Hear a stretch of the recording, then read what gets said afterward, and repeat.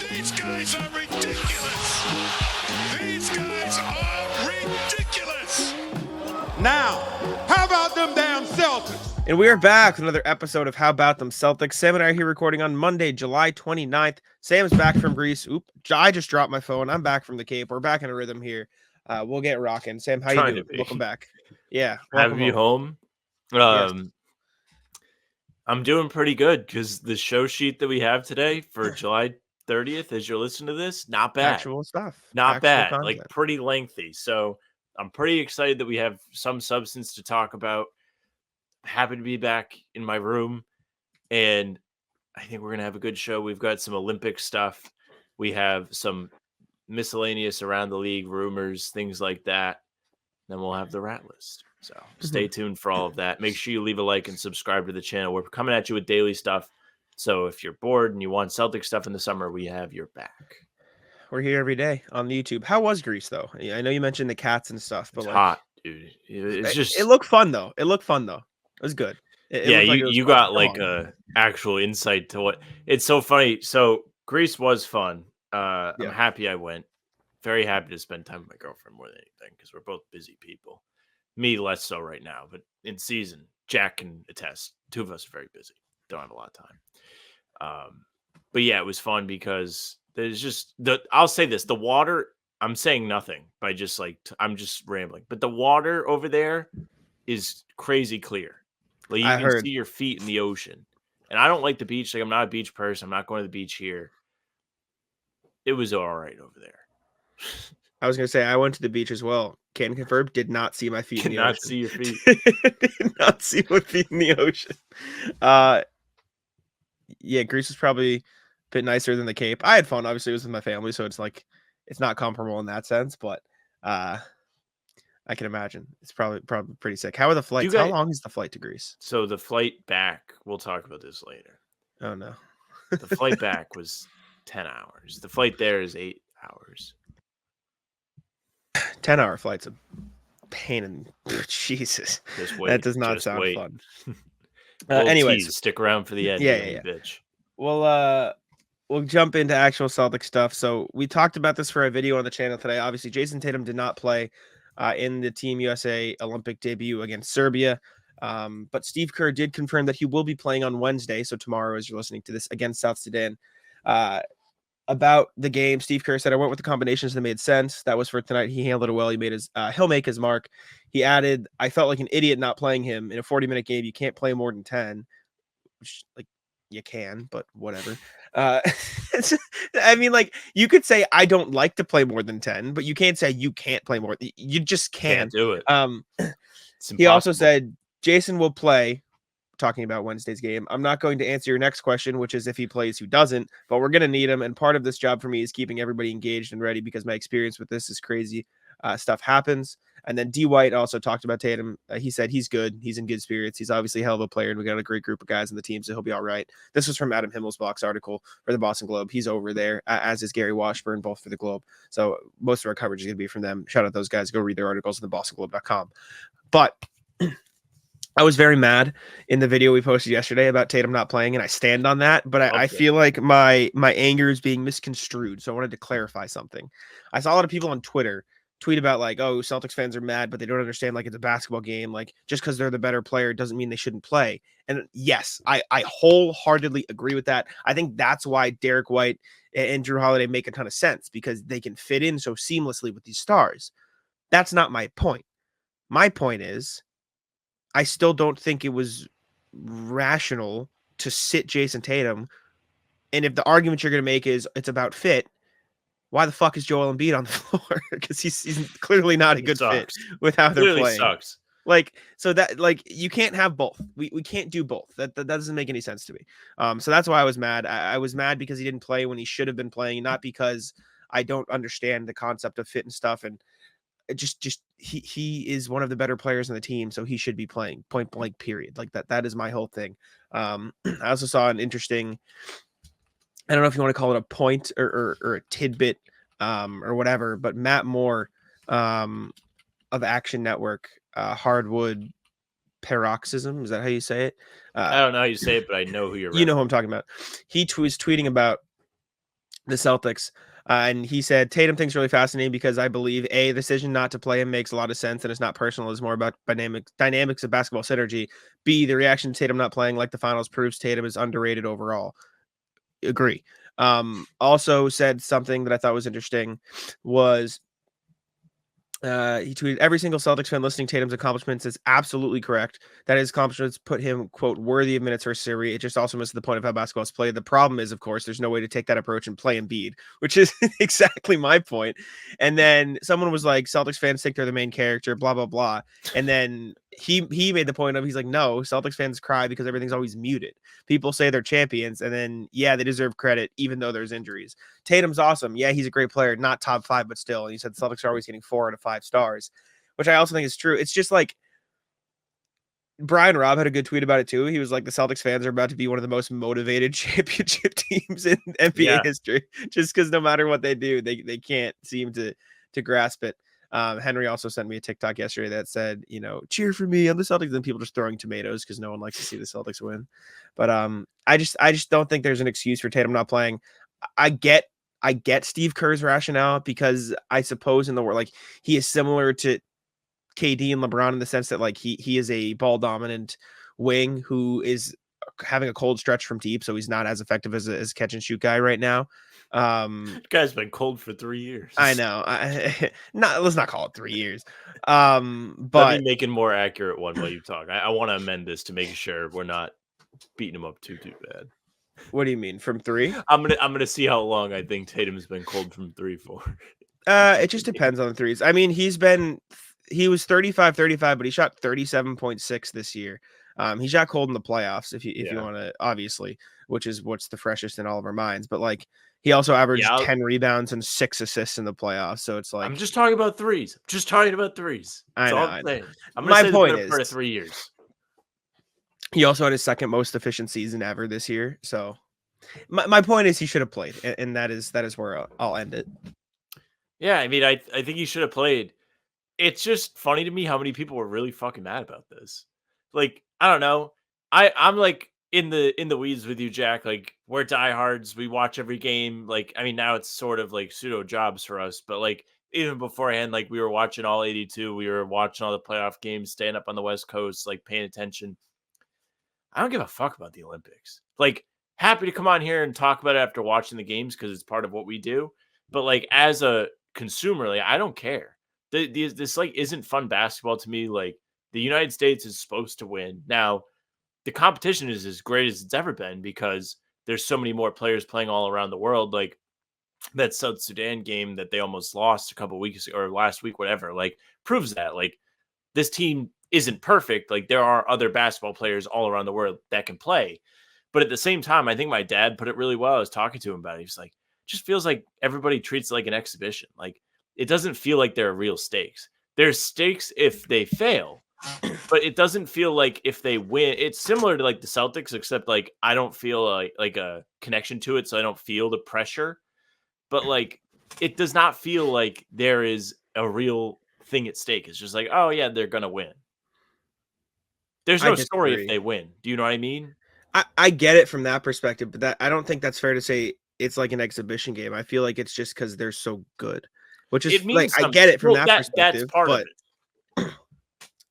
I also think you'll see a little bit better games when you get to Canada and France and like the real other juggernauts. I think Serbia is a fine team with Jokic, but they have 3 NBA players versus 10 on Canada, 8 on Australia, 5 on France, or 8 on France, 5 on Germany, stuff like that. So I think you'll see a little bit better basketball games when you get to that point. I also understand that it doesn't really matter that Tatum didn't play. Like, in the grand scheme of things, it doesn't matter at all.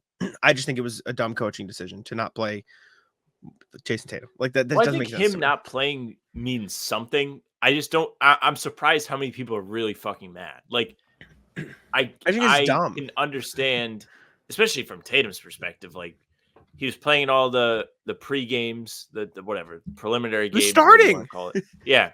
And then all of a sudden he's just not playing. Like, it's kind of a weird slight. Feels like there are other guys on this team that could have been slighted instead of him. Devin Booker, looking at you, who started yesterday. Joel Embiid. Well, Embiid's different because like he's like one of 3 big guys. I don't care. Play the other two big guys. He also played 12 minutes. Like, it's not like he like played. He like got benched after he started. So they don't need him clearly. So Well, maybe he will be sitting next game. He sucks. I think he's the first cut. Yeah. Gotta be. Gotta be. For sure. Like, get fired up about Tatum. Sure. I just think I think Tatum has grounds to be mad. I think it's a rat move by Kerr. Now, I will say, if he comes out in that Sudan game and is bad, not going to be great. Not going to be fun. Yeah, this is a big game for Jayson Tatum. Now that you mentioned it, it's true. I hope so many. Go ahead. Coming from me, this means a lot. I hope he takes 0 threes. I hope he doesn't take a three. I don't even want to see it because I don't want to open the door to it.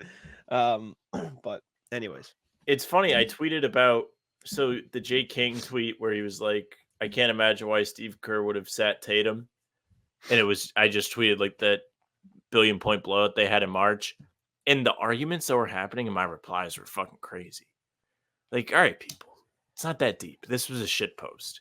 People on both sides just super fired up. I guess that's what you get online. Get mad. That is what you get on Twitter. People get angry. Before we move on to the next thing, I forgot to say it at the start. I just wrote an article about Jalen House. If you'd like to read it, I thought it was pretty cool. He's cool. It was fun. I talked to him in Vegas. It's up on Celtics blog right now. That is all. Go read it.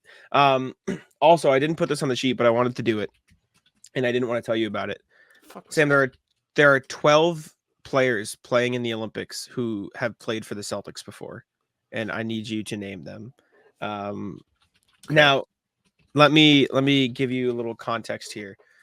This is including the 3 that currently play for the Celtics, so I'm going to make you the name just for the sake of the game, obviously. But there's 12 that have playing experience for the Celtics, and then there are 3 bonus ones who never played for the Celtics, but they never played in a regular season game for the Celtics. Okay, put it that way. So start with the obvious 3, and then we'll go from there. Tatum, White, Holiday. Yep, thank you. Keep going. Kelly Olynyk.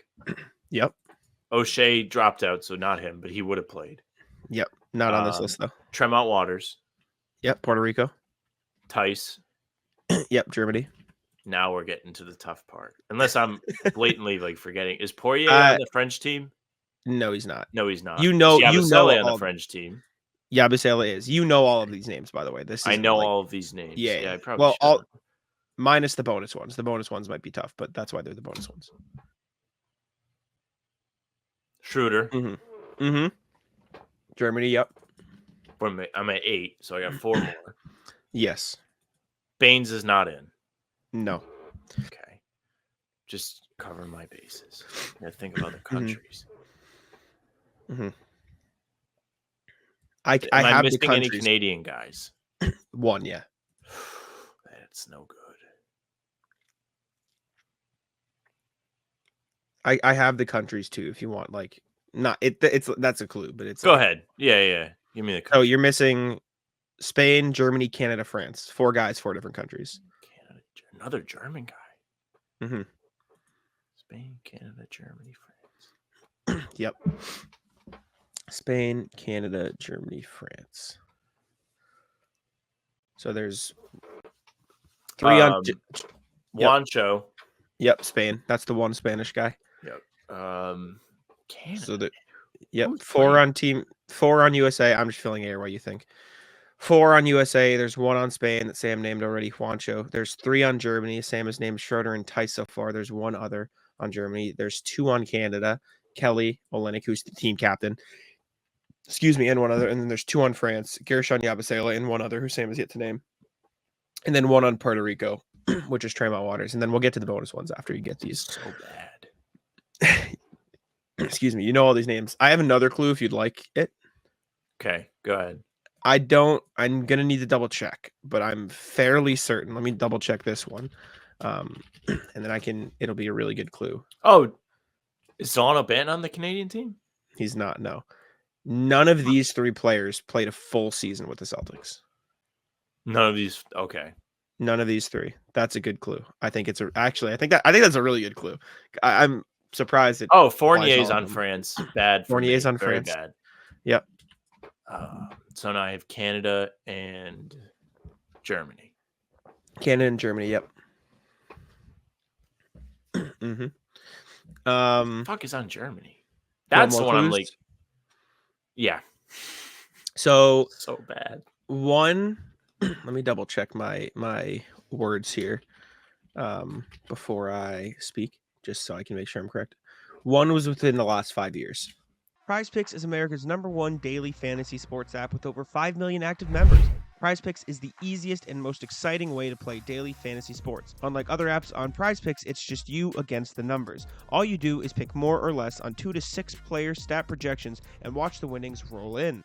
Get in on the daily action with your friends and become a part of the PrizePicks community today. With PrizePicks, you could turn $10 into $1,000 while watching Team USA rack up the gold medals this summer. You can make a PrizePicks lineup of players across basketball, soccer, tennis, golf, and more in as little as 60 seconds. Just pick more or less on 2 to 6 player stat projections and you're locked in. PrizePicks is available in more than 30 states across the country, including California, Texas, and Georgia. Sam and I use PrizePicks all throughout the NBA playoffs as the Celtics were making their run. If you guys tuned into the pregame show, you saw it. We like Jrue Holiday blocks. We always pick Jayson Tatum to get a dunk. That was a lock for us. And we always picked less on the opposing stars' points. Download the PrizePicks app today and use code CLNS for a first deposit match up to $100. That's code CLNS on PrizePicks for a deposit match up to $100. Pick more, pick less. It's that easy. And one was over a decade. One was a decade ago. A decade ago. My gosh. Yep. With a recent connection, kind of. In the last 5 years. Mm-hmm. I can keep giving you more clues if you'd like them, but you got to tell me because the more clues I give, the easier to like. This will get bad. The more obvious I will slowly make it. Give me another one. I don't have much going on. The one within the last 5 years. Do you want me to give you a really obvious clue? No. He just got signed to a new contract this summer. Okay. And then the one, I'll wait on a clue for the other one because I'm really obvious, but the one from over 10 years ago has only played for one other team. So That's your context. Yeah. Those are two vague clues. But I can give you more obvious ones if you don't get it after this. Just signed a new contract. Just signed a new contract. Not with the Celtics. No. Okay. Didn't change teams. Didn't change teams. Just signed a new contract. New contract. Mm-hmm. Yep.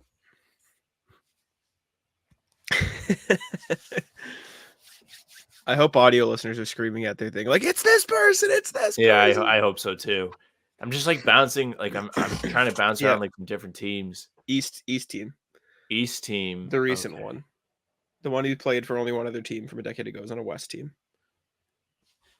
Both still in the league, by the way, for context. Both still in the league. Yes. Okay, so Dwight Powell plays for Canada. Correct. Yes, Dwight Powell. Okay, and the last guy is German. He's a rat. Certified. Oh, Stamped. Mo Wagner. Yeah. Mo Wagner, certified. Okay, the bonus ones. So 2 are training camp guys from the last 4 years. So there's you would know. And then 1 is a main Celtics guy from Current last year. Celtics, No. The year before this one. So 22-23. Country. 1 Brazil, 2 South Sudan. 2 South Sudan guys. Mm-hmm. Wenyan Gabriel. Yep, bingo. Training camp 24. These 2 are probably not going to get, but People suffered long enough. 1 is 2 years. What is it? It's like 2 years away from being 2 years away. Oh, Caboclo. Yeah, Caboclo's on Brazil, and then this guy lit up Team USA in the South Sudan exhibition game. I didn't want. I did. Mariel Shayok. Do you know that name? He was on the G League team 2 years ago. Okay. Anyways, he lit him up for like 6 threes in that exhibition game. But yeah, there you go. There's the 12. We did a video on him, right? I think this was before we did videos because this was the year before. Okay. But maybe. Anyways, that's fun trivia. Next thing we got Jaylen Brown called out Grant Hill. Grant Hill was talking with who was it? What did I have it here? He was on the Dan Patrick show. He talked about Jaylen Brown because he was asked about it. He said, I spoke to his agent. I don't know if that was before or after things went out on Twitter, but yeah, I think this idea that there's a conspiracy theory. I always love a good conspiracy theory. But it was really, truly a basketball decision. And these are tough decisions. But having gone through this with the FIBA competition, you want to find the right balance and right pieces on the court that we needed. And then Jaylen tweeted about it, said, Grant Hill calling me a conspiracy theorist is disappointing. Been a VP since I was 21 years old. I have a great understanding. I do think it is weird. I think Grant Hill should have just said it was a basketball decision. I think it was dumb of him to rope in the conspiracy thing. I think he just said, listen, at the end of the day, we just wanted a role player to fit on the team with other stars. Jaylen Brown's a great player. We have nothing against him. We would love for him to be on Team USA in the future. It was just a matter of blah, blah, blah. Need a role player. Derrick White fit that better, right? That would have been easy. But for him to sit there and say, like, this conspiracy, come on, man. And for what it's worth, I believe Jaylen. I think he's probably right. I think Nike probably doesn't like him, right? So I like that Jaylen's keeping these guys honest on Twitter. I think it's fun and it's good for content. So keep it up, JP. Hell yeah. Jaylen should have just played on the 3-on-3 team. The 3-on-3 basketball team would have been fire. Imagine who's leading that team? Jimmer. So sick. Nobody happier than Ray. So sick. Danny owns a Jimmer jersey at BYU. Yeah, Ray's got one too. It's so sick. But the Jaylen thing is funny because I think it's because I said things about Nike, and Nike is the manufacturer for, I think, all of Team USA, not just the men's basketball. So that plays a role into it. Then you've got, maybe he has a weird relationship with Grant Hill. I don't think Jaylen would be on Twitter saying it's not a conspiracy and I know what I'm talking about if he didn't know what he was talking about. Jaylen is somebody, maybe not like the necklace thing he wears that apparently gives you extra energy, but for the most part, I think that's like the equivalent of like a Whoop band. I think it like track stuff, like for health. Maybe. I think that's what I saw. Do you know what I'm Whatever talking about? Like is. the Whoop. Anyways, I'm not entirely convinced that it's doing whatever it says it does, unless there's like an app. Sure, whatever. But I to get back to the point, Jaylen is very well spoken. He's very careful with what he says.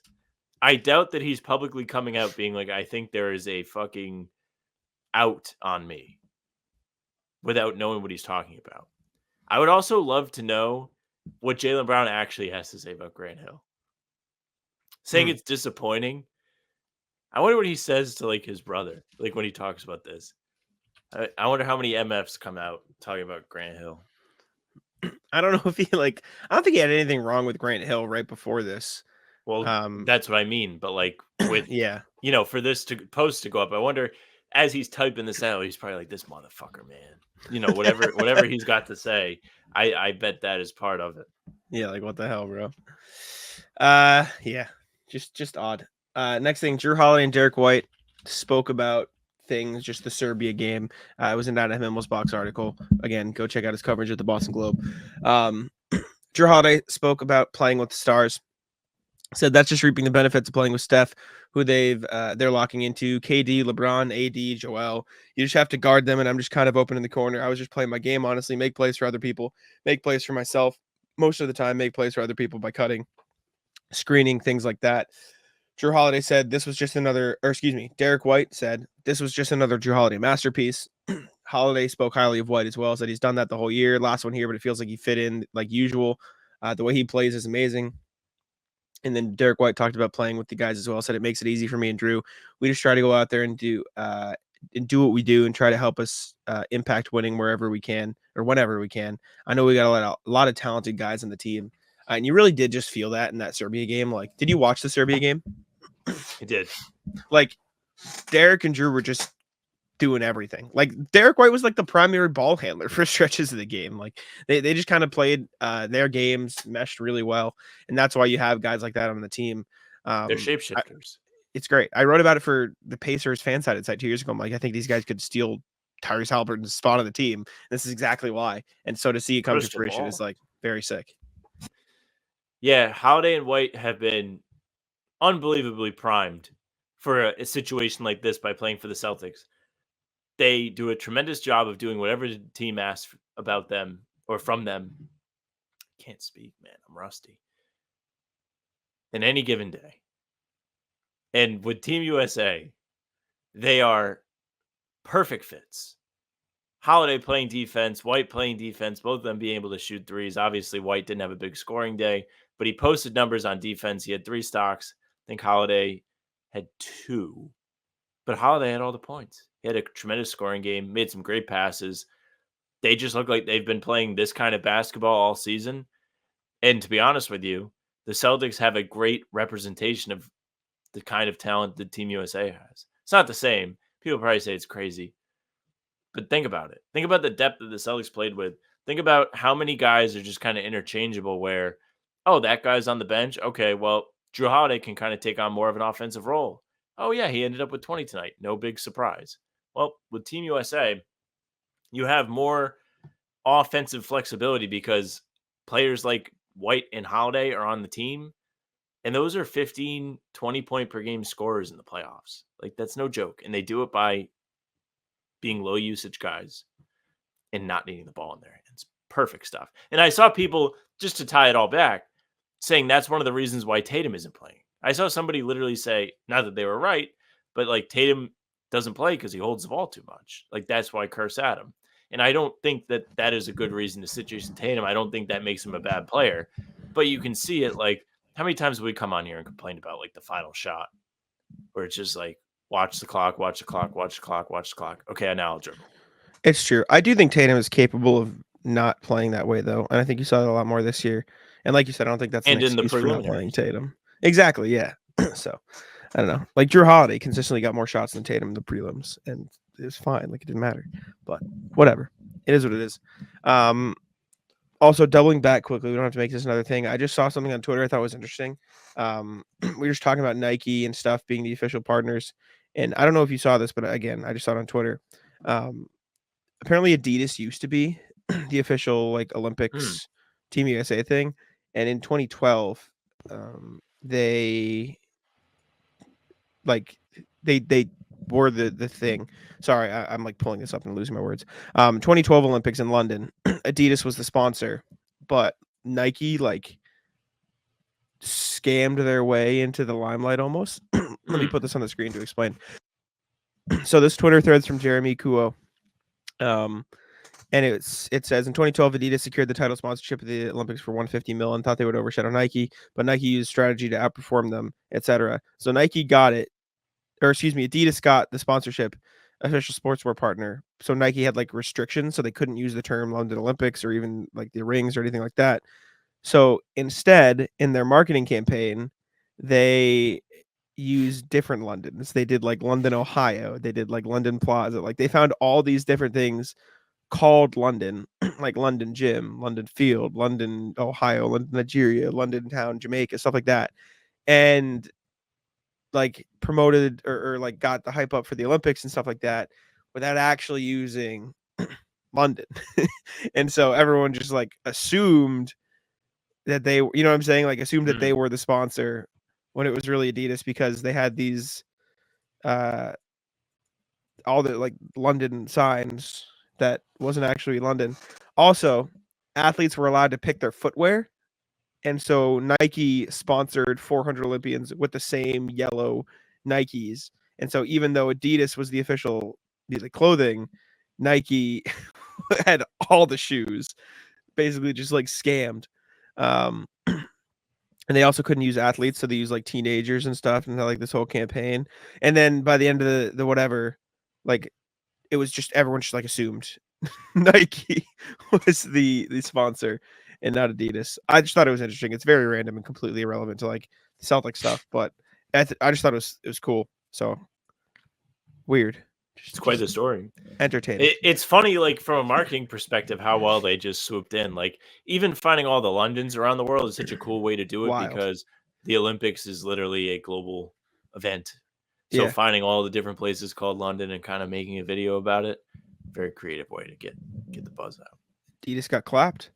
All right.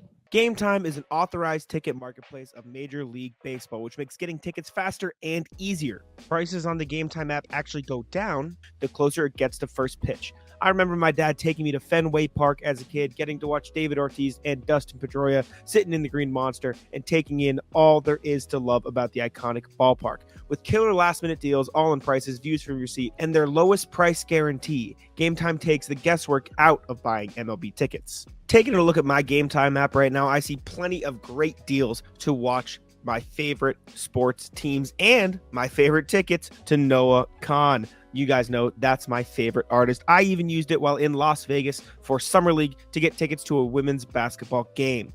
Some of my favorite features in the Game Time app include letting me see what the price is going to be with fees included. It makes so much easier to take a look and see what the actual price I'm going to pay is. Also, you get to see exactly where you are sitting. It's a great way to know exactly the experience you're going to get. I also love the fact that you can get great last-minute deals. Save up to 60% off buying last minute for sports, concerts, comedy, theater, or anything else. Take the guesswork out of buying MLB tickets with Game Time. Download the Game Time app, create an account, and use code CLNS for $20 off your first purchase. Terms apply. Again, create an account and redeem code CLNS for $20 off. That last Celtics thing before we get to the emails is another random thing that I was asked. So Danny, friend of the pod, texted me. Apparently he was out with our friends Mike and Graham, and they said if you could put any Celtics player, if you had to put the entire Celtics like roster, just do the rotation guys, and they had to play a football position, what would they play in football? So he asked me this. I gave him my answer, and I was curious if you agreed, disagreed, or had other things. Do you want to think of yours on the spot before I tell you mine? Or do I you will think of want them. Okay, so we'll go Jayson Tatum first. And this can be offense, defense, and you don't have to like fill out a football roster. It's just if you had to play the Celtics player at a position in football, where would you play them? So Okay. whatever. So you can start with Tatum. Tatum would be a tight end. He's Okay. massive. He's muscular. Yep. He's not like a freak athlete. Not to say he's not athletic. He's not an NBA athlete. But when you think of freak NBA athletes, he is not one of them. So See, I think tight end is a good position for him. I think I put him at wide out. I think I put him at receiver, which is this. Put all these guys at receiver. Call it that. Yeah. Yeah, true. Jaylen would probably be a linebacker. I put him at middle linebacker. Yeah. I agree. Big, Surveying strong, the field a little bit, quick, strong. Yeah. Not running back too, but he's a little bit too big for him. Yeah, I want him like he's super smart too, so I want him in the middle of the field doing everything. So that's kind of what I thought with him. He also might be a receiver. I did not put Kristaps on the field. I'd say he'd break his bones. I did. No, Kristaps not on the field. Kicker. Has probably a little bit of soccer experience being European. Kicker, for sure. He's not. Jrue. Drew's probably the quarterback. I put him at quarterback too. I agree. Danny put Tatum at quarterback, but I said Jrue. Yeah. That or like cornerback. He could probably play linebacker. That's what Danny said. Danny said corner. I put Derrick at corner for what it's worth. I don't know if Derrick is my corner. Yeah, I put him at corner. That's easy. Pritchard. Pritchard's gonna be running back. He's fast. I agree. That's what I did. We called him McCaffrey. We said he'll be our McCaffrey. Throw him back there. Hauser was weird. I didn't really have one. I put him as like tight end, but he can be like a blocking tight end. Football field. I put him at tight end. He can catch. Catch and shoot. So I put him at tight end, but I put a question mark after it. So that's what I said. He probably doesn't have the athleticism to be. I didn't put Al on the field either. Receiver. I put him I put him on the line, like either line. If you really want to play him out there, he's big, he's strong. The end. But yeah. But okay, that was all. That was just a fun question. I was curious your thoughts. We can go to the email here. A reminder, as always, you guys can email us at safety. Don't forget him. Dog. Email us at hbtcpod@gmail.com with all of your thoughts. So I was also mentioning in the comments that we probably shouldn't be putting people's public emails on the show, which after all this time, probably a good idea. So probably going to start blurring out the emails. Not that it matters at this point, but somebody said that and I was like, you know what? You're right. You're definitely right. I should probably not put those on the screen. But this first one I read on the last pod, but you weren't here, but he addressed it to both of us. So I wanted to get your thoughts too, especially because it was a a first-time emailer. I'll blur the emails here from here on out. Patrick Bringus says, "Good morning, Sam and Jack. Just wanted to get your take on Celtics preseason matchup internationally expanding to go get up against the EuroLeague champs after the Greek head coach wanted to call it the Celtics, said if you want to get the world champion title, come beat us. Thinking this matchup would be great for bragging rights. Settle the debate once and for all. Thanks, VR Pat." I do think a preseason matchup would be cool, especially because they do schedule some international like friendlies in the preseason anyways. And so I think if they sent the champ to go play or brought the EuroLeague team to come play the champs every year, I do think that'd be pretty cool. That said, as I said on the solo pod, Celtics don't really have anything to gain because people like they have nothing to gain, everything Correct. to lose. So I don't know. Yeah, I think it would not be a bad idea to do that. I think it would be fun. So I was actually in Greece and I had my Celtics stuff and they were just like, yeah, like they should play Panathinaikos. And I was like, oh yeah, like People said that to you? yeah, like multiple people. One of the guys checking me into the hotel was like talking about it. A bunch of waiters at one of the restaurants were like coming up to me. I think some of them thought I was Peyton Pritchard because I had my 18-time champion hat on. I might have even had the T-shirt. I might have been decked out that day. But anyways, it's a very popular discussion point over there. Like they're all excited about it. I think it would be a lot of fun. Like Celtics are going to be over there anyways. Clearly, the preseason schedule is already out, so that's not going to happen. But it would be a great way to kick off the season. And the NBA low-key should do this every season. NBA champion plays EuroLeague champion. Maybe you don't actually treat it like a real game, but like in European soccer, they have the Europa League and they have the Champions League, and then they have the two teams that won play to kick off the next season as like a preseason thing. I think that would be a really fun way to get the basketball season tipped off. Now, I don't know if the EuroLeague plays on the same exact schedule as the NBA does. I'm pretty sure they're on very similar range of months, but it would be a really fun time.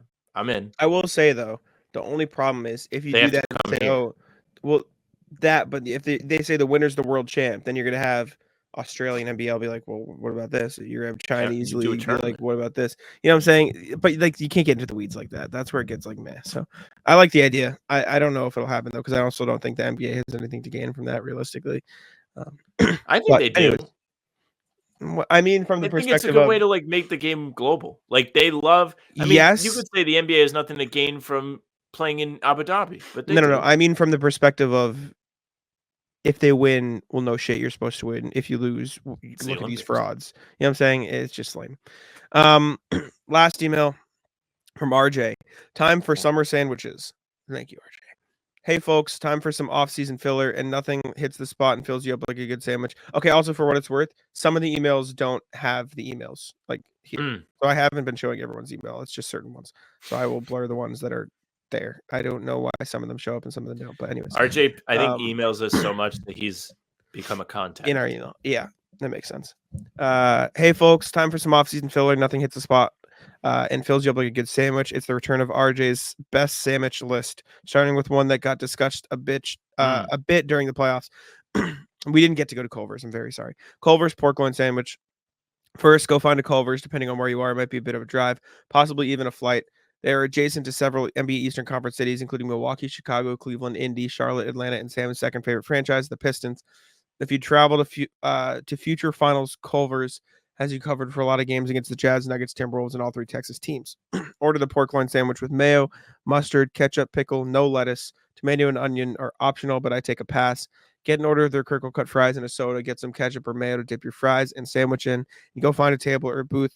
One of the counter people will bring you your order, and there will be breaded pork tenderloin bigger than the toasted bun.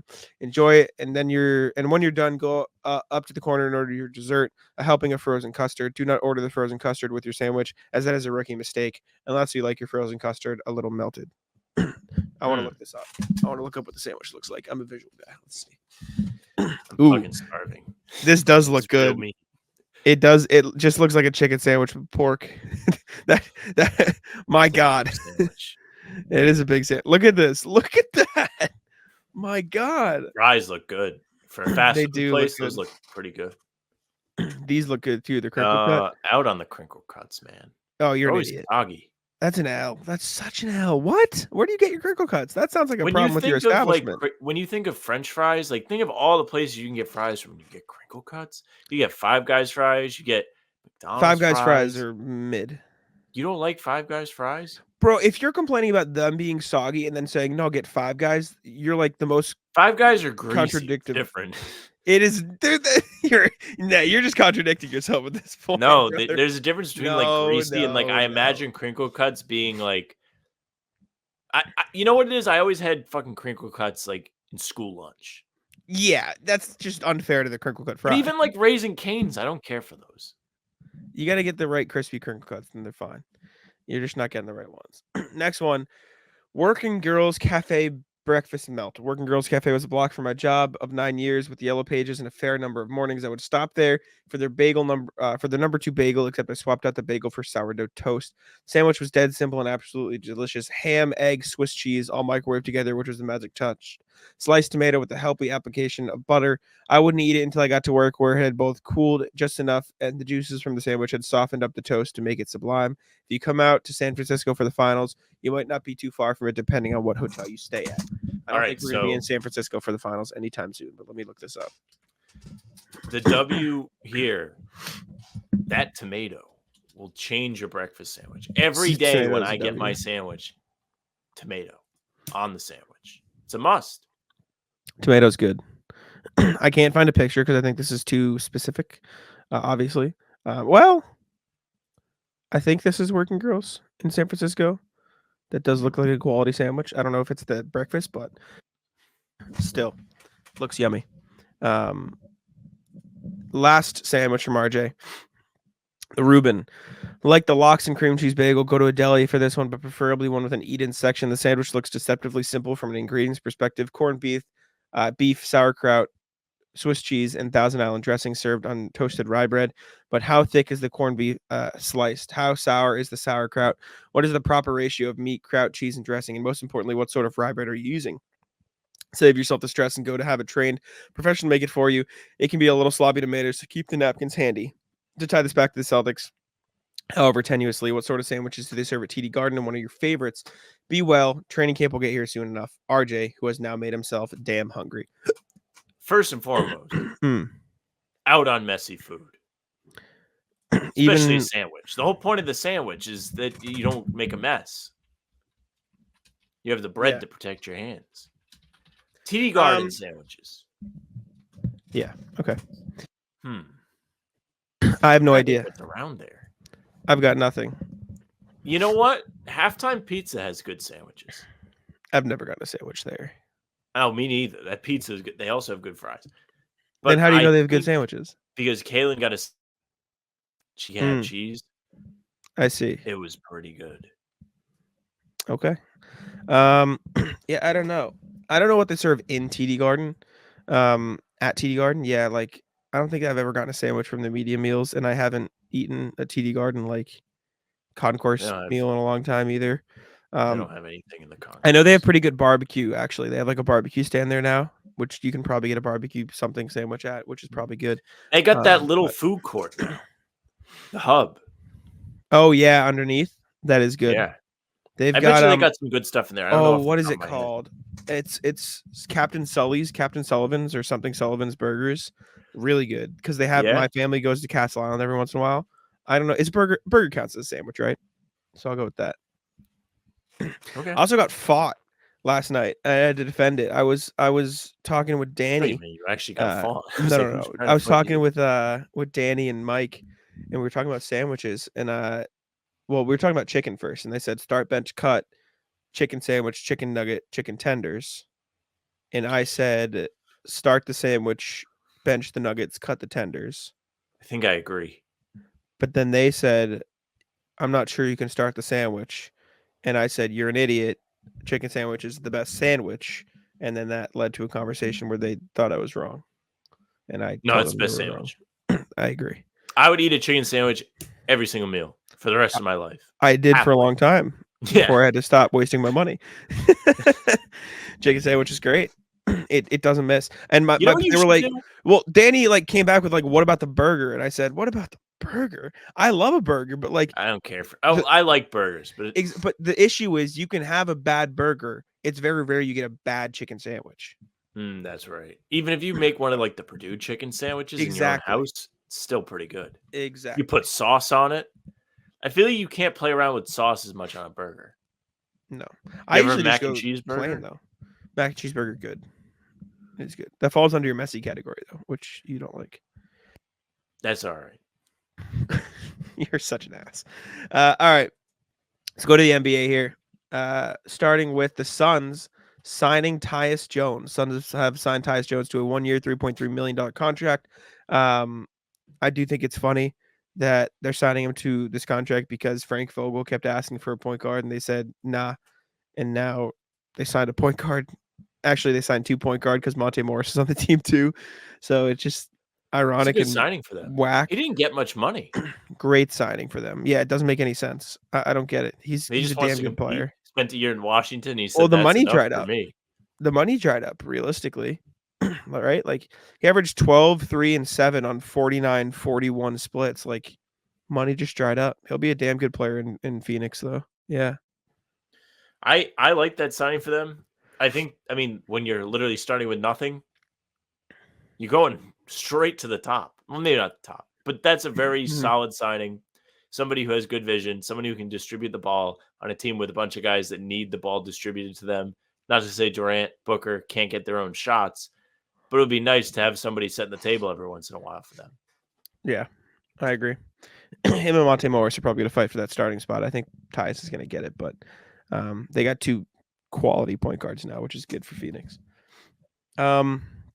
Next thing from Eric Nem of The Athletic, the Bucks are not going to trade Brook Lopez. This was a rumor earlier in the summer.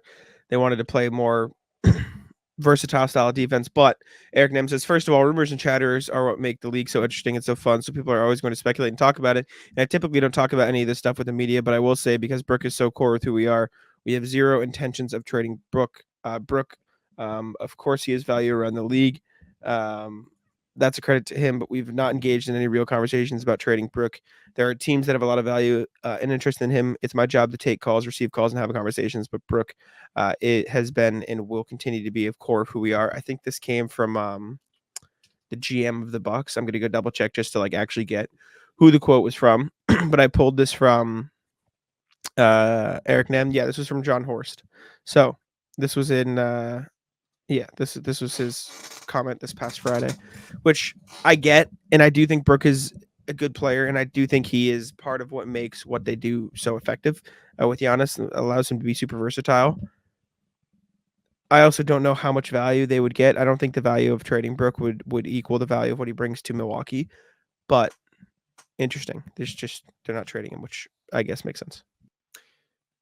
I never thought it made a ton of sense to trade him. Like, I always felt like he was a good piece of their team. I know when we had discussions about it, the alternative was like play Giannis at center, go small, make your team a little bit more better on defense, switchable, more versatile. But the quotes kind of sum it up. Like, Lopez has been a big part of their success. His offensive game allows for great spacing. You'll lose that a little bit with Giannis. Not that you really need it because he's the one trying to go to the basket. But for guys like Dame, it's helpful to have another option to flare out when you run a pick and roll. And on top of that, even though he might not be the best perimeter defender, Lopez is still a good rim protector. He's one of the biggest motherfuckers in the league. And the reason why you will know that is because you watch him play and he does not look athletic in the slightest. Yet he is a demon, a tree right in the basket. Very difficult for guys to drive on. Definitely. Yeah, I think it makes more sense for them just to keep him around. Go from there. Next thing, Draymond Green said that he only has 2 years left. This was from Jeff Teague's podcast, which is Jeff Teague's Club 520 podcast. I don't know. Draymond said, I'm on the wrong side of my downslide. Like, I'm heading into year 13 and probably got 2 more seasons left. Or I probably got 2 more. I will say, like, everyone's gonna say, like, damn, like he's admitting he's washed, blah blah blah. It is like interesting to see a player so openly be like, yeah, like I know I've only got this long left. Like, I know I'm on the wrong side of whatever, like, career. Like, you don't like typically players like, nah, I'm good. I got this. And Draymond being, Yeah. Hearing Draymond being like, I only probably got a couple left. I know where I'm at. Like, I know what I can do. Like, basically admitting their regression is interesting, and I think cool. But it's gonna be weird when the Warriors aren't the Warriors anymore. Like, obviously, Steph, I don't know how long he's got left. Draymond is saying he's only got 2 left. I know we all make these LeBron jokes, but he's probably only got 2-3 years left. KD's Can't wait. 37, however old. I don't know how KD is. Like, it is gonna be weird to see all these guys not be playing in the NBA. Yeah. I feel like we've heard Draymond's like saying he's gonna retire like every year. Not that he's saying I'm gonna retire next year, but I feel like Draymond has, like you say, it's not very common for players to talk like this. But Draymond is the guy. I feel like he's just been saying forever. It's like, yeah, I don't know how long I'm gonna play. I'll probably play a couple more years. Like, he clearly is past his prime. The team itself is past its prime. I don't blame Draymond for wanting to like be done. It's not like he's out there like glamorously putting up numbers. Like, Draymond's job is to do all the stuff that nobody wants to do. His game clearly takes a hit on his own mental health, where he's assaulting people. And if I was him, I wouldn't want to do this that much longer. What does he really get from it besides money? I suppose all these guys love the game, but like money. Yeah, he just loves basketball. I also think Draymond is going to be a motherfucker of a coach when he retires, if that's what he wants to do. No, I think he's into media. I think he probably will too, but I think he'd be a damn good coach if he wanted to. Yeah. But I'd love to see Draymond on whatever network. To be honest with you, if Draymond retired after this next season to take a job as like the flag, like on the first whatever broadcast team on Amazon, on NBC, whatever it is, to be part of it from the inaugural season, I would not be shocked. I want to ask you this then. Build your new Inside the NBA cast. So give me one. Starting when? Starting for when Inside the NBA is over. So you can pull from players currently in the league if they're going to retire in the next 2-3 years. Okay. So I'd say Draymond. And you need one non-player to fill the Ernie role. Like I gotta pick a media guy. Yes. All right. Like so that. Draymond, what's his name? The Adam Lefko, is that his name? I like him, but I don't know if I care for Lefko. Shocker. Go ahead. So Draymond. Yep. Thinking about guys on the way out, older guys. I would love. You can pick recently retired as well. Recently retired. Like, I think Jamal Crawford would be pretty good. He's been pretty good. I don't think it should be, but Wade will be one. I think Wade. I like Wade. I think he's fun. I don't dislike him. Care for Wade. Dirty player. You're a loser. Man. I don't know. I wish I had like the 2K like roster in front of me and I could just sort by age. I wish Giannis was older because I think he'd be super fun on a broadcast. Feel a little bit funny to have Al Horford. Just not going anywhere. It'd be so boring. He would not be good on a broadcast. He'd be bad on a broadcast. Luke Cornett would be good on a broadcast. Now I gotta go look at like older guys. I'm really not delivering well on this one. I apologize. I'm struggling. Taj Gibson is one that like is floating in the back of my head, but like I don't know how much personality he has. You know what? I would love Jeff Teague on one of these. Jeff Teague would be really good, yeah. Jeff Teague would be great. They have to pull him from the pod and stuff. No, you can probably still do the pod. Let's see. Bet Lowry would be all right. He's DeAndre Jordan. I think he'd be really good Paul on Pierce. one of these shows. Put him on the panel. No, I think he'd be terrible. We need a night on the table, a Celtic night. No, I think DeAndre Jordan would be great. I think he'd be fun. He's got a fun personality. Blake Griffin. Yeah, Blake Griffin. Blake Griffin would be really good as well. That's easy. We gave you 10 guys. Don't fuck it up. I think those are a bunch of good ones. I'm trying to think of somebody else I'm forgetting about. I think that covers like the good ones. I wouldn't be surprised if they trot Chris Paul out there. Nah, I think he'd be lame on a broadcast. I don't think he'd be fun. I agree. All right. Anyways, one of the Lopez's. Give me Robin Lopez. Yes, I would love Robin Lopez as well. That's another good one. Jeff Green would be fun. I think he'd be pretty good. Probably got some stories. Evan Turner can be the Celtics night. Him and Iggy. KG. Bring him on. KG, sure. KG just screaming at people. Next thing, Luol Deng has apparently been funding the entire South Sudan basketball program So out the of Lakers pocket have funded the for South Sudan basketball for program. the last 4 years. This is from Royal Ivy, who is coaching a team for free, by the way.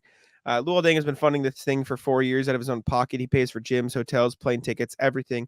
Kudos to Luol and the staff. We wouldn't have been able to put this team together without them. They also apparently don't have an indoor practice facility at times, which is crazy. And then you shared this video of fans just like getting absolutely pumped up, They love this team. which is very fun, very sick to see. I'll put it on the screen now for the YouTube viewers. I'm just up and getting pumped up. And to your statement, this is their outdoor facility. Yes, You and can this was see their the- first ever Olympic win. You can see the hoop in the back. You can see the stands, like almost in a fashion of like a soccer stadium. Mhm. It's very cool. It's just very sick what Luol Deng's doing. Clearly got a good program going on if they're in the Olympics and winning games. It's just very cool. He's the Very ultimate fun to see. Program builder. We've been He's- trying to do this for the last week and a half. Build a great college football program. He has I built know. an Olympic basketball. Are we doing program. an online dynasty soon? We need to do it. I'm in. I will I'll poke do it. around. Henry and I will do it. You got to. Last NBA thing before we get out of here. Anthony Edwards loves ping pong. This clip has been going viral. Steph Curry told the U.S. Olympic ping pong team that Anthony Edwards, or they basically said Ant wouldn't beat them because Ant's like notoriously just good at every sport. Yeah, of course he is. Did they actually play? So the clip was him being like, nah, you wouldn't 12-0 me. You wouldn't do this. You wouldn't do this. But then Ant went to watch the Olympic ping pong and Look was how just happy like this dude is in the stand. gasping, like going nuts watching them play. They're going to pan to Anthony Edwards in a sec. Wait for it, YouTube crowd. Wait for it. How long? There we go. Look at him. He's up He goes, there "That's- screaming. He's talking his shit. That's what I'm talking about." He goes, "That's what I'm talking about." That's so hype. That's so fun, man. Anthony What a Edwards guy. is fantastic, man. He's gonna be somebody. Gotta get on a podcast. What a meme. All right, Ratless time, Sam. What you got for me? Where do I fucking start? We just talked about college football, so let's start there. Playing these college football dynasties, obviously, I'm going in. I'm playing the games. I'm in the trenches with What my difficulty? boys. All American, second All most. American. Yeah, Yep. I'm not quite good enough yet. Heisman's different. Heisman's crazy. Nothing worse. Getting your stop. Team punts, roughing the kicker. Happens all the time. Happens all the time. Your guys just run into the kicker. Happened to me on a field goal today. I lost the fucking game. I lost because Tough. I was about to get a stop. Then they went and scored a touchdown because they got a free first down off of a fourth down field goal make. Unbelievable stuff. Are you Then, BC still? yeah, then these fuckers on the line, they love to hold. I hate penalties that are being assessed to me for something I'm not manually doing. The false start's different. If you fake snap and your guy jumps, he jumps. Or if you in college football, if you like audible too close to the snap, your guys will jump offside. I don't need holding. I'm nasty with the running back. Don't fuck me over just because I'm running down the opponent's throats. It's tough.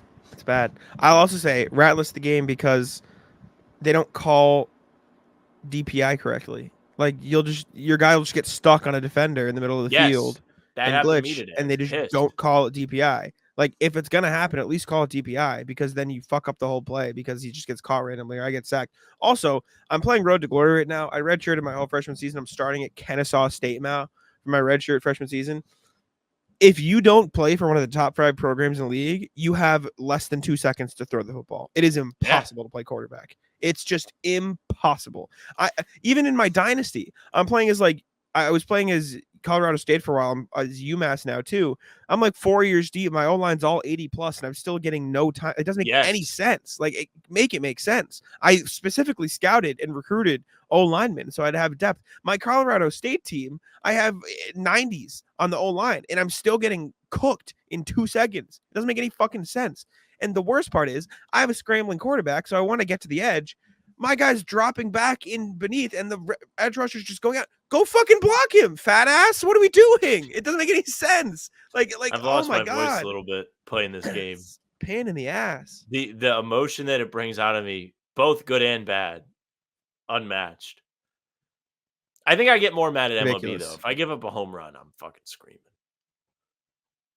So annoying.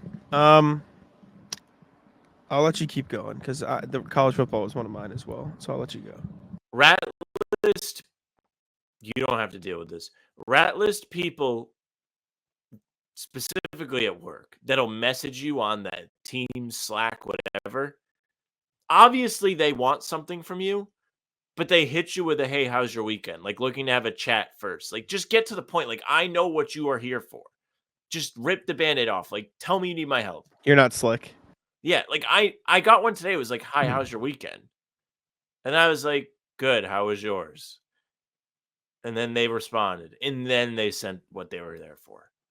Yeah, it's a pain. It's a little different, like if it's like your buddy, like I have like a work friend that I just message the whole day. Sure, That's yeah. different, obviously.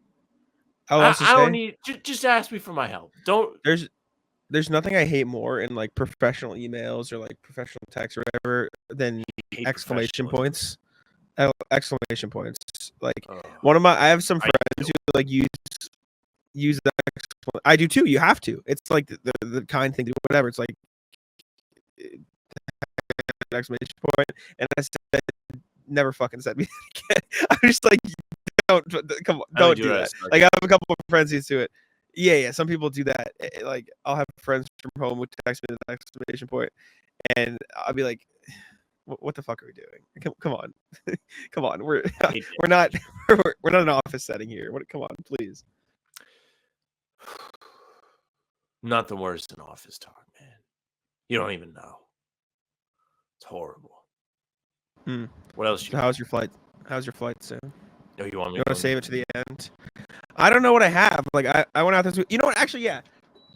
Rat list the people that I went out with on Saturday. So I went out into Boston with Danny and Mike. No, it's fun. You're just a loser. It's fun. We went out hanging out. I went to Boston, got some food. Blaze Pizza. I know it's LeBron. No, you don't like it. $9 for a personal pizza and a drink. Damn. How big is the drink included? Is not bad. And when I say personal pizza, I'm talking like 8 slices, like 12-inch, like normal. Like it was a great deal. I accidentally ordered 2 because I was trying to change something and I put 2 in order. Tough, but did eat it. I accidentally ordered 2. But I will say, was it like a drive-through? No, I wanted to change from a bottle of Coke to a fountain drink, and I apparently didn't take the first one out of my instead of going back, I hit like. Was it touch screen? It was on my phone. Like I ordered on my phone to get the online deal. But I did eat the second one when I got back later in the night, so it was worth. So it's fine by me. But $9, great deal. Point is, we went out. Some of Danny's friends from work text him like, "Hey, we're going here. It'll be a good time. Come here." And we're like, "All right, sure, we'll go there." Go there, hang out for a little bit, move over to this place called Cisco in what's it called? Seaport. We're in Seaport. There for a little bit. Then we're going Uber to another place in Southie. The line was huge, so we're figuring out something to do. And then we're like gonna go to this person's like place to just drink and hang out. And Danny's like, "Are you sure?" And they're like, "Yeah." And so we're like, "Okay." So we go in, buy like a case of beer. We come back out and they're like, "Actually, we're all going home." And so now we are stuck with a thing of beer. So we can't go to another bar. Like we can't just go. And it was like 11. Like it wasn't like 2. They probably wanted to go home and play college football. But like, if you want to go home, say it so we can go keep doing stuff. Because like we still wanted to be out. We could have gone to Fenway. We could have gone to another bar in Southie. We could have gone wherever. But like now we were stuck with this case of beer, so we had to go home because like what are we gonna do? It was just like what the fuck, and like so it was just nothing the whole night. So like don't tell us to come out with you if it's gonna be fucking nothingness the whole night. It was just like what? Like what are we doing? Like what the fuck is the point? Hello? You know what that just made me think of? Because I was like nothing better than going home. When I was rooming with Bobby in Vegas, and I think I just said to Bobby one day, I was like, best part of my day every day, going to sleep. He was like, "Are you all right? Like, is everything okay with you?" Yeah, that's not normal. Are you happy? Yeah. But then Danny and I went back and we hung out. We saw how far he's a hockey fan, so he saw how far he could go back naming NHL champs, and I did the same with the NBA. It was a good time. Classic. How far did you get? Fellas? Did you name every I one? I got back to the 80s without stopping, and then I got lost in the 80s a little bit. I'm not gonna do it right now. It's bad. Exactly. Podcasting. Yeah. Exactly. Like my point is, I did back to the 80s, like boom, boom, boom, like without taking a breath, Yeah. and then yeah. But anyways, yeah. Rat list is my luggage. So my luggage, when I was away, obviously it's a roller bag, so you pull the handle up. My handle would get stuck at the halfway. Mhm. So if you ever encounter this problem, this is a life lesson from How About Them Celtics. If you ever encounter this problem, you can go on the inside of your luggage, find like the section that is obviously like the bars from the handle. And there is like like the little buttons that stick out of the side of the bar to catch it. There's one of those in there. So if you press it in, the bar will go in. But the problem is, if you have all your stuff in there, it's not quite as easy to do so. Mm-hmm. So we taxi to the airport, and mine is broken. Sure. And I keep the bag handle down. Keep the handle down. Because I'll carry it. I don't want to have to deal with putting it away. We get there, bag's in the trunk, driver gets out, pulls the handle out for me as if he's doing a nice thing. So then I had to like fix the bag. It was brutal. Awful. It's tough. Ratless to that luggage, man. Yeah, that's brutal. What else I got? I don't know if I have much else. All right. I went out. People are gonna get what they want. Wasn't too bad. Boston. Ratless Apple Maps for just disrespecting me with their walking time. Oh, this is a good one. You saw that tweet? Yeah, I Yeah. did. Fucked. So I'm walking back from Fenway, going back to my car. It says 17 minutes, and I see it instantly. I'm like, that's bullshit. There's just no way this is a 17-minute walk. Did it in 12. How are you gonna do 5 minutes? You're disrespecting me by 5. That's like 2/3 of the time. Yeah, that's egregious. That's like fix your phone, brother. Come on. I know I walk fast, but come on, what are we doing? And ratless geese. I was walking I don't fuck from with geese. Geese are top 5 worst animal on the planet. Turkeys. Turkeys also whack. But I was walking to Boston. This is actually kind of funny. I was walking from my car to Danny's. Geese live in this like park next to the Fenway area. We're just walking across the street, stopping traffic. It's just like taking their time. I was walking, so I was fine, so it didn't matter to me. But it was just very funny because like you see just lines of traffic on a green light, just waiting for these fucking long line of geese walking across. Fuck geese, man. Geese suck. Geese are the worst. I've Especially talked on about this golf before. course. Turkeys, terrifying when you're on a run because they'll chase you. They will attack you. If you cross the wrong turkey, they'll come after you. So I was running yesterday, and I run down the street I always run on. It's like going back up towards my house. It's a neighborhood though. It's not like a main road. And I come around like past like a bush, and I see out of the corner of my eye like the shape of a turkey. This motherfucker has a chicken statue in his front yard. What the fuck? Who has a chicken like statue? Who does that? I was terrified for like half a second. I got the feeling in my stomach that you get like when you're on a roller coaster. Yeah, real bad. That's God. tech. That's bad. All right. So Ratless my flight home. I won't spoil the actual thing. Because there's like it's like a punchline to a fucking joke how this fucking happened. So go to the airport. My girlfriend and I are first on the upgrade list. Very, very big thanks to my mom for letting us use some passes of hers. So along with those passes comes priority. Obviously, of course, my mom being a more senior flight attendant, has better seniority, blah, blah, blah. We're on the top of the list. There are 2 available seats for upgrade. There's one in the first class, the lie flat. If you have a girlfriend, you know the lady gets the fucking nice one. So she got that one. No problem. I wanted her to have it. She'd never done it before. Whatever. Me, I get the second tier first class. Good seats, bigger. They don't go all the way back. They still have like plenty of great perks, still a great seat, not complaining about the seat. Seat was fine. Get on the plane. She goes up to first class. When you enter the plane, you're coming in. First class is to the left. You're not entering it like the cockpit, right? You're going in the middle of the plane. So she goes left. I have to go around to go right to my seat. I get to my seat, Jack. And what do I see looking at me? A dog. A baby. Even baby. Worse. Mm. Fucking baby. I got upgraded to a seat that was next to a baby. Mm-hmm. Do you know how, like, I should have just taken the seat that I was going to sit in. It was horrible. And from your anger, I assume the baby was crying the whole flight. Baby cried the whole fucking time. And you know what was even worse? Is the mom was trying to, like, I don't know. I don't think she was talking to me. She was talking to somebody. Was like, oh, like, this will be the only time she cries. This and one more time when she's supposed to take a nap. Cried the whole time. You shouldn't be allowed to have babies, like, you certainly should not be allowed to have babies in like an upper class in the plane because people are paying good money for those. I didn't pay for them, but people pay for those seats lots of money. If you actually paid for the seat that I was in and you pulled up and saw a baby, you should be like filing a complaint with the airline. Tell me this, Jack. Do you think a fucking toddler needs to be on a 10-hour flight? I mean, it depends. It wholly depends. The area for yes is very slim. Okay?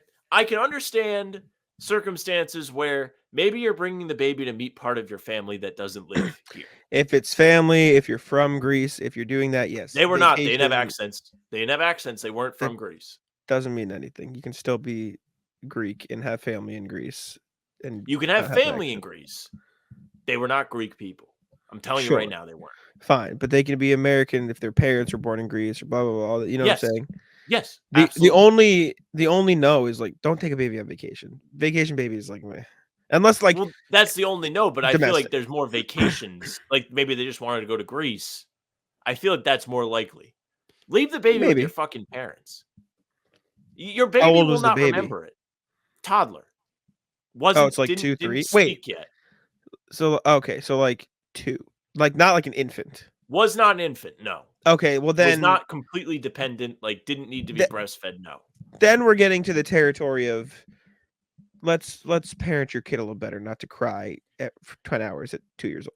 Like, it was like a little before that. Like I wasn't so much mad at them that the kid was crying. Like they were trying. They were. Okay. They felt bad. They knew they did wrong. They lost. They knew they like fucked a double overtime. Well, maybe not. They got blown out from the start, but they tried really hard. They knew they fucked up though.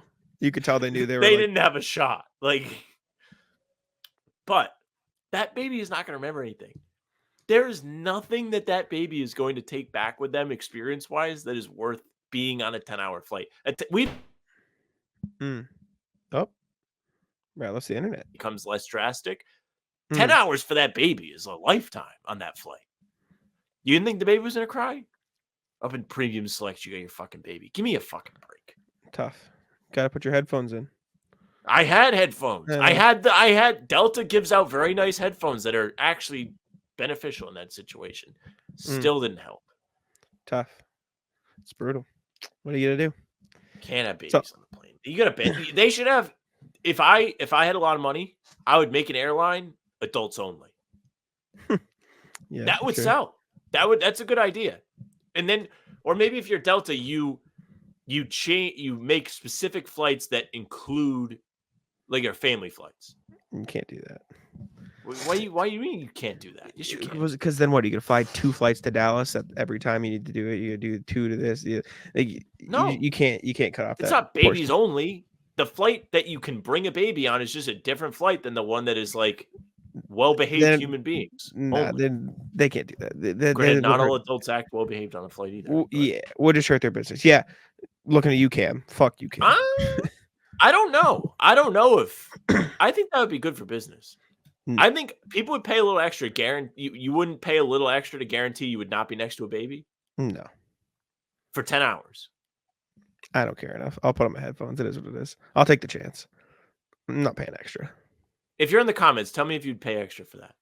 I bet you. I wonder You're what the also limit- cutting off like you're also cutting off like a portion, like the family portion of the population, which is the families go on vacation the most. Well, yeah, you do this because you're not part of the population. You fuck. Like this is a kid. Sam is selfish. Like the fine, age but... cutoff. The age cutoff would be 4. You can't do it because then it completely becomes bad parenting. Like once parenting becomes a factor, that's the age. I also didn't expect my lean the seat back on a plane take to be so controversial on Twitter as it has become. I leaned the That's seat insane back, to but me. it was in a different circumstance. Yeah, you don't have someone right behind you. Like you're in first class, you got more space. That's fine. But like, if you are in normal economy class, you can't lean the seat back. You're a bad person. Stand on that. Anyways, that's all I got.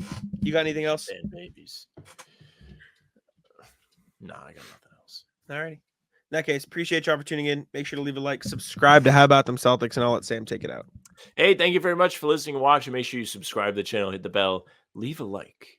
If you hit the bell, you won't miss any of our daily uploads. Even though it's the summer, we still have new content for you at 5 a.m. every day, whether it's full pods like these, Tuesday, Thursday, Sundays, game recaps the morning after, I guess, Olympic Games, and then other videos in between to keep all of your Celtics curiosity craved or curbed, whatever. Fuck alliteration, man. I know how you feel with RJ now. You can also find us on Spotify and Apple. All of our pods and recaps will be there for you. So make sure you follow to go right to your feed. Leave a 5-star review. We'd appreciate that. You can also email us, hbtcpod@gmail.com. Tell us your plain takes. Tell us your rat list. Tell us all of your Celtics thoughts, even though there's probably not a whole lot bouncing around in your head right now, Celtics related in near August. But hbtcpod is the email for that. We would appreciate it very much. You can find us on socials at How About Them C's for Twitter, Instagram, and TikTok. Facebook's the name of the pod.